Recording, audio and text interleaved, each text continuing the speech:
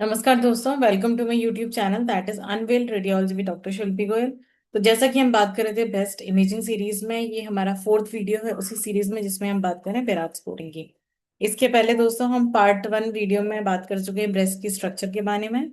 Breast ultrasound कैसे किया जाता है, यंग मरीजों में क्या बीमारियां ब्रेस्ट की देखने को मिल सकती हैं। पार्ट 1 पार्ट 2 दोनों वीडियो हमारे अल्ट्रासाउंड पे थे। तो पार्ट 2 वीडियो में हमने ब्रेस्ट कैंसर अवेयरनेस के बारे में बताया। घर पे ही रहकर आप अपने ब्रेस्ट को कैसे एग्जामिन कर सकते हैं कि उसमें कोई गांठ है या नहीं। किन मरीजों में ब्रेस्ट कैंसर की ज्यादा संभावना होती है, इस बारे में हमने बात की थी। जो एल्डरली मरीज हैं 35 साल से ज्यादा के, उन मरीजों में कौन कौन सी बीमारियां देखने को मिल सकती हैं, इस बारे में बात की थी। पार्ट 3 वीडियो में हमने बात की थी मैमोग्राफी की, जो है एक्सरे ऑफ द ब्रेस्ट और एक स्क्रीनिंग इन्वेस्टिगेशन है। अब पार्ट 4 वीडियो में हम बात करें विराट स्कोरिंग। विराट स्कोर अब दोस्तों है क्या? विराट स्कोर में इस तरह से आप कैटेगरीज देते हैं, 0 1 2 3 4 5 6। तो इन कैटेगरीज के हिसाब से मैनेजमेंट आगे डिसाइड होता है। जैसे 0 में आगे आपको फर्दर इन्वेस्टिगेशन करना है, 1 और 2 में कुछ भी नहीं करना है। हर साल जो आप स्क्रीनिंग करते हैं 40 साल की उम्र के बाद, वो करते रहना है। 3 में आपको फॉलो अप करना है। 4 5 में आपको बायोप्सी की जरूरत होती है। तो अब ये कैसे पता चलेगा कि कौन सा जो ब्रेस्ट की एबनॉर्मेलिटी या लीजन है वो 0 है या 1 है या 2 है। अब जैसा कि मैंने आपको पहले वीडियोस में, जब मैंने मैमोग्राफी और अल्ट्रासाउंड की बात की थी, तो मैंने आपको बताया था दोस्तों,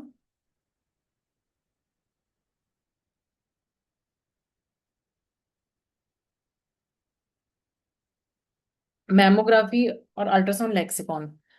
तो मैमोग्राफी लेक्सिकॉन वो है जिसके हिसाब से हम लीजन को डिस्क्राइब करते हैं जो मैमोग्राफी पे दिखता है।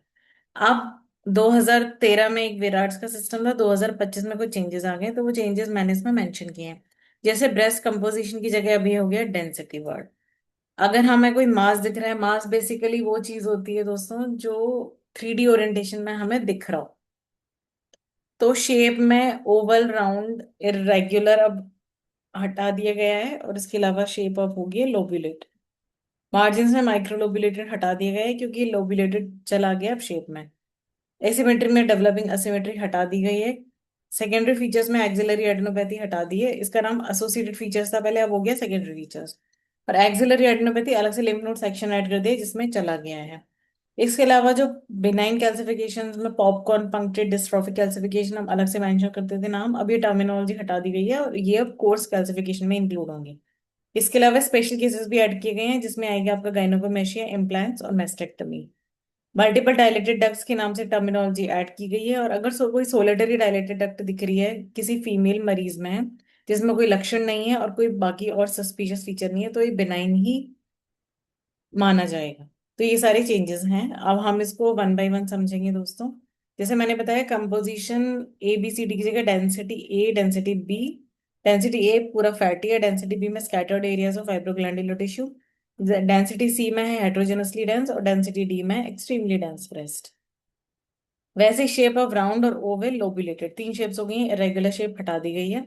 मार्जिन्स में सर्कमस्क्राइब्ड, ऑब्सक्योर्ड, इंडिस्टिंक्ट और स्पेक्युलेटेड है। इसमें जो माइक्रो लोबुलेटेड था वो हटा दिया गया है। Density low density, equal density, high density lesion. Asymmetry अगर एक ही प्रोजेक्शन में दिख रही है तो वो एसिमेट्री है, 2 में दिख रही है तो फोकल है या ग्लोबल है।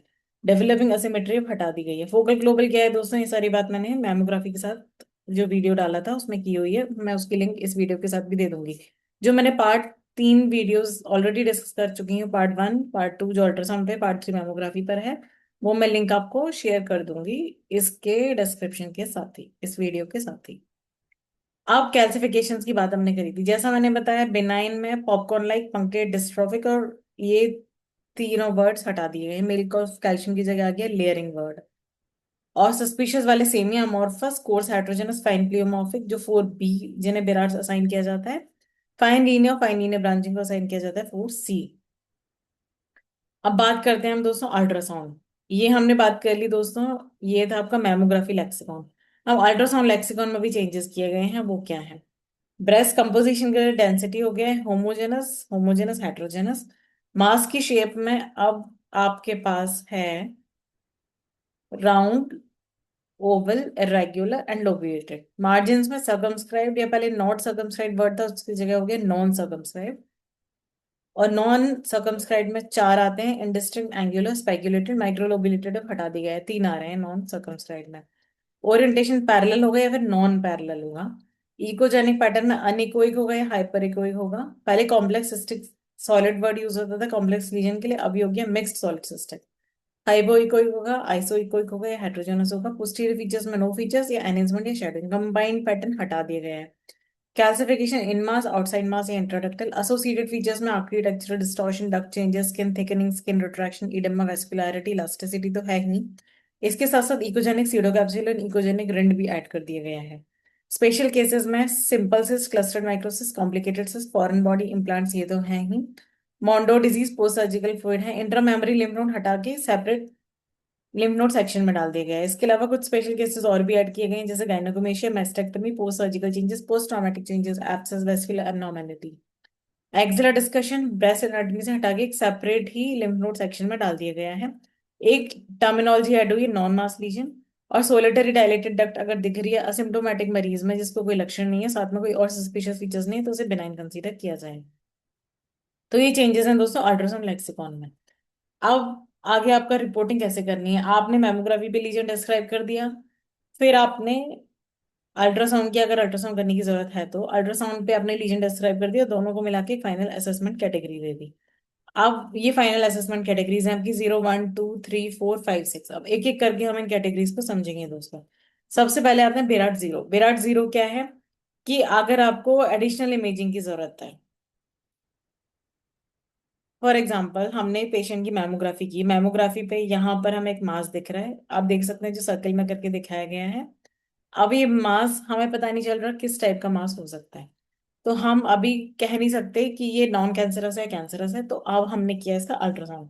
अल्ट्रासाउंड पे पता चला ये इंट्रामेमरी लिम्फ नोड है, तो क्यों इंट्रामेमरी लिम्फ नोड क्या है, एक बिनाइन फाइंडिंग है, नॉन कैंसरस फाइंडिंग है। तो फाइनल आपने इसमें जो असेसमेंट कैटेगरी दे दी वो है बिराट्स 2। ठीक है। तो विराट जीरो का एग्जांपल हो गया, जिसमें दोस्तों मैमोग्राफी पे आप इनकॉन्क्लूसिव हो, आपको पता नहीं चल रहा कि कैंसरस है नॉन कैंसरस है, आपको फर्दर आगे एडिशनल इन्वेस्टिगेशन जो आपका अल्ट्रासाउंड है नेक्स्ट स्टेप उसकी जरूरत है। अब दोस्तों बात आती है बिराट्स 1। बिराट्स 1 में कैटेगरी है नेगेटिव, मतलब इसमें ब्रेस्ट दोनों आपको सिमेट्रिकल दिख रहे हैं, there are no masses, no architectural distortion, कोई सस्पिशियस कैल्सिफिकेशन भी नहीं दिख रहा, कोई मास भी नहीं दिख रहा। और जो ब्रेस्ट की नॉर्मल संरचना है वो मेंटेन्ड है, कोई आर्किटेक्चरल डिस्टॉर्शन मतलब नॉर्मल संरचना गड़बड़ हो गई है ऐसा कुछ भी नहीं दिख रहा है। तो इसमें जो कैंसर की संभावना है वो 0% होती है। और अब आगे आपको क्या करना है, मैनेजमेंट हर साल जो 40 साल के ऊपर हम हर साल स्क्रीनिंग मैमोग्राम करते हैं वो हर साल आपको रिपीट करना है। और ये जरूर ध्यान रखना है जब भी आप जाएं तो पुराने मैमोग्राम साथ लेकर जरूर जाएं, और अपने डॉक्टर को अपने लक्षण जरूर बताएं अगर कुछ भी ब्रेस्ट से रिलेटेड लक्षण आपको हैं। तो ये कैटेगरी होगी बिराट्स 1 जो नेगेटिव है और जिसमें कैंसर की संभावना 0 है। अब बात आती है बिराट्स 2 की। तो बिराट्स 2 क्या है, बिनाइन है, मतलब नॉट कैंसरस है। जैसे हमने यहाँ पे मैमोग्राम किया तो आपको एक मास दिख रहा है। अब यहाँ पे आपने दे दी विराट 0 क्योंकि आपको नहीं पता चल रहा है ये बिनाइन है, कैंसरस है, नॉन कैंसरस है, क्या है। फिर आपने अल्ट्रासाउंड किया तो आपको पता चला ये है इंट्रामेमरी लिम्फ नोड। तो लिम्फ नोड है, ये हो गया बिनाइन मतलब नॉट कैंसरस। तो इसमें जो कैंसर की संभावना होती है वो 0% है दोस्तों। तो आगे मैनेजमेंट जैसे मैंने बताया हर साल आपको रूटीन स्क्रीनिंग करनी है, जो 40 साल से ऊपर की महिलाओं को हर साल अपना करानी है। अब बिराट्स 2 में ये तो हमने एक एग्जांपल समझ लिया, इसके अलावा बिराट्स 2 में कौन कौन सी लीजन आ सकते हैं। अगर आपने ब्रेस्ट कंजर्वेटिव सर्जरी कराई, मतलब ब्रेस्ट कंजर्वेटिव सर्जरी का मतलब होता है दोस्तों कि अगर ब्रेस्ट में कोई गांठ थी वो गांठ आपने निकलवा दी, बाकी का ब्रेस्ट आपका ठीक है। तो जब आपने फॉलो अप किया और वहां पे कोई और मास आपको नहीं दिख रहा है तो आप बिराट्स 2 दे सकते हैं। फाइब्रो एडेनोमास जो कि नॉन कैंसरस ट्यूमर्स होते हैं, अगर वो इन्वॉल्यूट कर रही हो मतलब धीरे धीरे करके श्रिंक हो रहे हैं, उनको आप बिराट्स 2 दे सकते हैं। Multiple large large rod like calcification दिख रहे हैं उसको भी आप 2 दे सकते हैं। वेस्कुलर कैल्सिफिकेशन दिख रहे हैं उसको भी आप 2 दे सकते हैं। इम्प्लांट्स को भी दे सकते हैं। अगर पहले सर्जरी हुई है उसकी वजह से ब्रेस्ट की संरचना में आर्किटेक्चरल डिस्टॉर्शन आया है तो भी आप ब्रेस्ट 2 दे सकते हैं। इसके अलावा फैट कंटेनिंग लीजन जैसे ऑयल सिस्ट है, लाइपोमा है, गैलेक्टोसील है, मिक्स डेंसिटी हेमाटोमास है, इनमें भी आप ब्रेस्ट 2 दे सकते हैं क्योंकि ये सब नॉन कैंसरस लीजन है और इसमें कैंसर होने की संभावना भी 0% होती है। अब ब्रेस्ट 3। 3 क्या है, प्रोबेबली बिनाइन, जहां पे आप एकदम श्योर नहीं हो कि ये बिनाइन है, आपको लग रहा है कि हाँ शायद बिनाइन है। तो आगे जो कैंसर की संभावना है इसमें 0 to 2% के बीच में है दोस्तों, मतलब 0 से ज्यादा है लेकिन 2% से नीचे है।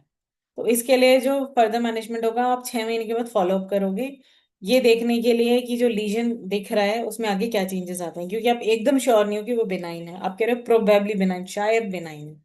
जैसे ये एग्जाम्पल हमने कोट किया, ये मैमोग्राफी हुई पेशेंट की, तो यहाँ पे आपको शार्पली वेल सर्कमस्क्राइब्ड एक ओवल शेप्ड मास दिख रहा है जिसमें राउंड कैल्सिफिकेशन दिख रहे हैं।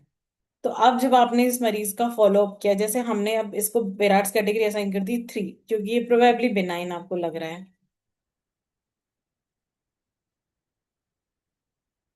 आपको लग रहा है प्रोबेबली बिनाइन, तो आगे आपने इसको कैटेगरी असाइन की विराट 3। अब आपको करना है 6 महीने के बाद फॉलो अप। तो अब आपने किया फॉलो अप, फॉलो अप में 6 मंथ्स पे आपने ये किया, कोई चेंज नहीं आया साइज शेप मार्जिन में, 12 मंथ्स में भी कोई चेंज नहीं आया, तो इस स्टेबल लीजन है, तो शायद इसका मतलब, जो हमने पहले शायद बिनाइन दिया था, इसका मतलब ये बिनाइन ही है। तो आपने इसका असेसमेंट चेंज कर दिया विराट्स 2, जो कि बिनाइन है। ठीक है। अब विराट 3 में और क्या क्या लीजन आते हैं दोस्तों। अगर आपको मैमोग्राम आपने किया, आपको एक वेल सर्कमस्क्राइब्ड मास दिख रहा है, नॉन कैल्सिफाइड, जैसे इसमें दिख रहा था नॉट कैल्सिफाइड वेल सर्कमस्क्राइब्ड मास। अगर ये प्रॉपर आपको पता है सिस्ट है, लिम्फ नोड है और कोई बिनाइन फाइंडिंग है, तो विराट्स 2 दे देंगे। अदरवाइज इनके अलावा कुछ और है तो आपको विराट्स 3 देना है। अगर कोई फोकल एसिमेट्री आपको दिख रही है ब्रेस्ट में, और आपने स्पॉट कंप्रेशन व्यू करा के दोबारा मैमोग्राम कराया और लेस डेंस होगी, तो भी विराट्स 3 देना है। अगर राउंड कैल्सिफिकेशन दिख रहे हैं एक ग्रुप में, तो भी आपको विराट्स 3 देना है।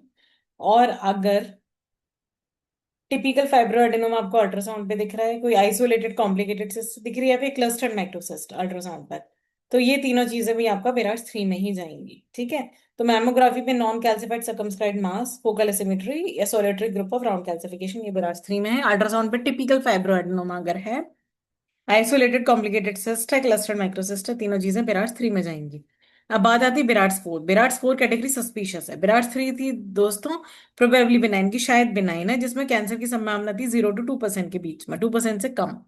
अब विराट 4 सस्पिशियस कैटेगरी है। तो इसमें 3 सब कैटेगरीज में इसको डिवाइड किया गया है, 4A 4B और 4C। 4A है लो सस्पिशन और मैग्नेंसी 2 से 10% के बीच में, 4B है मॉडरेट सस्पिशन 10 से 50% के बीच में, और 4C है हाई सस्पिशन 50 से 95% के बीच में। तो अब इसमें आपको करनी होती है टिश्यू डायग्नोसिस, यानी कि बायोप्सी। मतलब ब्रेस्ट से आपको एक मांस का टुकड़ा लेना होता है और वो जाता है जांच के लिए पैथोलॉजी लैब में, जिसमें पता चलता है कि उसकी सेल्स के अंदर कैंसर बना है कि नहीं बना है। तो कैटेगरी 4 है बिराट्स 4 आपकी सस्पिशियस। अब बात करते हैं हम एक एग्जांपल की। जैसे आपने मैमोग्राम किया, मैमोग्राम में आपको फ्यू अमॉर्फस कैल्सिफिकेशन दिख रहे हैं, तो आपने शुरू में कैटेगरी इसको असाइन कर दी थी बिराट्स 3। अब 12 महीने के बाद जब आपने फॉलो अप किया, तो जो कैल्सिफिकेशन का नंबर था ये इंक्रीज हो गया, तो अब आपने इसको क्लासिफाई कर दिया इस बिराट्स 4। और जब आपने इसको बायोप्सी के लिए भेजा, तो पता चला ये था डक्टल कार्सिनोमा इन सीटू। ठीक है, तो मैलिग्नेंसी यहाँ पर आई। तो बिराट्स 4 में और क्या क्या आप कैटेगरी शामिल कर सकते हैं। आपको लग रहा है कि फाइंडिंग्स इतनी सस्पिशियस है कि वहां पे बायोप्सी होना चाहिए, टिश्यू का टुकड़ा निकाल के जांच होनी चाहिए, तो वहां पे आपको बिराट्स 4 देना है। और अगर ब्रेस्ट नॉर्मल दिख रहा है आपको, लेकिन एक एक्जिला में लिम्फ नोड्स दिख रहे हैं, तो उस केस में भी विराट 4 दे दीजिए। सस्पिशियस लिम्फ नोड्स दिख रहे हैं, जिनका हाइलम लॉस्ट हो गया है, सस्पिशियस लिम्फ नोड्स दिख रहे हैं, तो विराट 4 दे दीजिए। अगर आपको 4A कब यूज करना है, अगर आपको पार्शियली सर्कमस्क्राइब्ड मास दिख रहा है, ऐसा लग रहा है कि वो एटिपिकल फाइब्रोएडेनोमा है, तो भी आपको 4A देना है। सॉलिडरी मिक्स्ड सिस्टिक सॉलिड सिस्ट दिख रही है, पैल्पेबल सिस्ट है, तो भी आपको 4A देना है। प्रोबेबल एब्सेस की शायद पस कलेक्शन है, तो भी आपको 4A देना है। 4B अब कब देना है, जब आपको फाइन प्लियोमॉर्फिक या ग्रुप्ड एमॉर्फस कैल्सिफिकेशन दिख रहे हैं और कोई सॉलिड मास दिख रहा है जिसके मार्जिन इनडिस्टिंक्ट हैं, तो भी आपको 4B देना है। 4C देना है आपको अगर नए group of fine linear calcification आ गए हैं और new indistinct irregular solitary mass आ गया है, तो आपको 4C देना है। मतलब जैसे मैंने बताया दोस्तों आपको कि 4A से 4B 4C जैसे जैसे हम आगे बढ़ रहे हैं, मेलिग्नेंसी की संभावना बढ़ रही है। तो वैसे 4A आपको देना है अगर एटिपिकल फाइब्रोडेनोमा है, palpable solitary mix cystic solid cyst है, प्रोबेबल एक्सेस है। 4B में अमॉर्फस और फाइन प्लियोमॉर्फिक कैल्सिफिकेशन में दे दीजिए और इनडिस्टिंक्ट मार्जिन वाले मास में दे दीजिए। 4C आप फाइन लीनियर कैल्सिफिकेशन देख रहे हैं, तो आप 4C दे दीजिए। और मास दिख रहा है जिसके इरेग्युलर शेप मास है, इनडिस्टिंक्ट मार्जिन्स हैं, तो आप 4C दे दीजिए। अब हम बात करते हैं बेराट्स 5 की। बिराट्स 5 में हाईली सजेस्टिव ऑफ मैलिग्नेंसी होता है और कैंसर की संभावना 95% से ज्यादा होती है। तो आपको टिश्यू का टुकड़ा निकाल के बायोप्सी करनी ही करनी होती है इस पेशेंट में। जैसे इस मैमोग्राम पे आप देखिए दोस्तों, lobulated shaped mass with spiculated margins and it is a high density mass. फिर जब आपने अल्ट्रासाउंड किया, ultrasound also is showing irregular shaped mass with indistinct margins with posterior acoustic shadowing, and this is a mass which is taller than wider. So हमने category assign कर दिया हमें बिराट्स 5। अब आगे इस पेशेंट की होगी बायोप्सी। अब बिराट्स 5 में और कौन कौन से लीजन हो सकते हैं? बिराड्स 5 आपको तभी देना है जब हाईली सस्पिशियस फाइंडिंग से कॉम्बिनेशन हो। अगर सिंगल फाइंडिंग है सस्पिशियस तो आप 4C दे दीजिए। अगर एक हाईली सस्पिशियस फाइंडिंग है तो 4C दीजिए, 5 मत दीजिए। अगर एक से ज्यादा हाईली सस्पिशियस फाइंडिंग है तो ही 5 देना है। जैसे फॉर एग्जाम्पल, अगर स्पाइक्यूलेटेड मार्जिन्स वाला इरेग्युलर शेड मास है प्लस हाई डेंसिटी है तो दे दीजिए बिराड्स 5। अगर फाइन लीनियर कैल्सिफिकेशन है वो भी सेगमेंटल या लीनियर अरेंजमेंट में तो दे दीजिए 5। अगर इरेग्युलर स्पेक्यूलेटेड मास दिख रहा है और साथ में प्लियोमॉर्फिक कैल्सिफिकेशन है तो भी आप 5 दे दीजिए। मतलब स्पेक्यूलेटेड इरेग्युलर मास है, हाई डेंसिटी, तो भी 5 देना है। एक कॉम्बिनेशन में हाईली सस्पिशियस फाइंडिंग है, सब भी 5 देना है। सिंगल हाईली सस्पिशियस है तो आपका 4C देना है।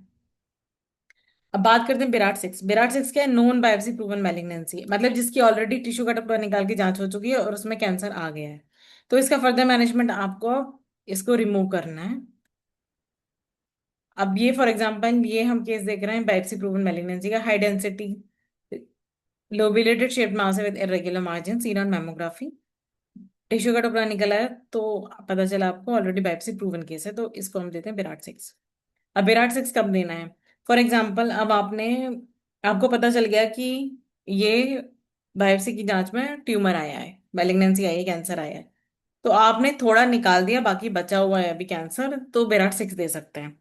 साथ में अभी आपने निकाला नहीं है लेकिन आपको पता चल गया कैंसर है, आपने कीमोथेरेपी स्टार्ट कर दिया। जो फॉलोअप देखेंगे ना कीमोथेरेपी के बाद, ट्यूमर सिकुड़ रहा है कि नहीं सिकुड़ रहा है, तो उसमें भी बेराट 6 देंगे। अब कब नहीं यूज करना है? अब अगर आपने ट्यूमर निकाल दिया लेकिन मार्जिन्स पॉजिटिव हैं और फिलहाल कोई और इमेजिंग फाइंडिंग्स नहीं दिख रही तो आपको बेराट 6 नहीं देना है। और अगर आपने कैंसर के अलावा कोई और सस्पिशियस फाइंडिंग आपको दिख रही है नोन कैंसर के अलावा, तो 4 और 5 दीजिए, 6 मत दीजिए, क्योंकि अभी तक वो बायोप्सी पे प्रूव नहीं हुई है सस्पिशियस फाइंडिंग्स। ठीक है? तो ये हमने बात कर ली 0 1 2 3 4 5 6 की। 0 इनकम्प्लीट डिस्क्रिप्शन था तो हमने फर्दर दूसरा इन्वेस्टिगेशन किया। 1 है नेगेटिव, तो आप हर साल स्क्रीनिंग करते रहे। बिनाइन आपको पता है नॉट कैंसरस है तो रूटीन स्क्रीनिंग करते रहे। प्रोबेबली बिनाइन, शायद बिनाइन है, आप श्योर नहीं है क्योंकि कैंसर की पॉसिबिलिटी फिर भी 0 से 2% के बीच में है। इसलिए आपको फॉलोअप करना है 6 मंथ्स पे। अब 4 और 5 जो है, 4 है सस्पिशियस और 5 है हाईली सजेस्टिव ऑफ कैंसर, तो इस केस में आपको बायोप्सी करनी ही करनी है। 6 आपको पता है नोन केस है कैंसर का, तो आपको करना है वहां पे आगे ट्रीटमेंट, चाहे आप कीमोथेरेपी दो या आप उसको सर्जरी करो। ठीक है? तो 4 और 5 में आपने बायोप्सी कर ली। तो ये बात थी दोस्तों विराट स्कोरिंग की। तो विराट स्कोरिंग बहुत यूजफुल है, आप लीजन्स को कैटेगराइज कर सकते हैं और उसके अकॉर्डिंग फर्दर मैनेजमेंट कर सकते हैं। बायोप्सी होती है 4 और 5 लीजन्स में। अगर पता चलता है कैंसर है तो आप सर्जरी करते हो या कीमोथेरेपी देते हो। तो अब नेक्स्ट वीडियो में हम बात करेंगे पार्ट 5 में ब्रेस्ट MRI की और पार्ट 6 में ट्रीटमेंट ऑफ ब्रेस्ट कैंसर की। सर्जरी कब करनी है, कीमोथेरेपी कब देनी है, आगे HER2 न्यू और बाकी जो रिसेप्टर्स होते हैं उसके लिए ब्लड टेस्ट कैसे किया जाता है। तो दोस्तों ये थी बात बेराट स्कोरिंग की। प्लीज चैनल को लाइक शेयर एंड सब्सक्राइब कीजिए और अपना प्यार दीजिए। थैंक यू दोस्तों।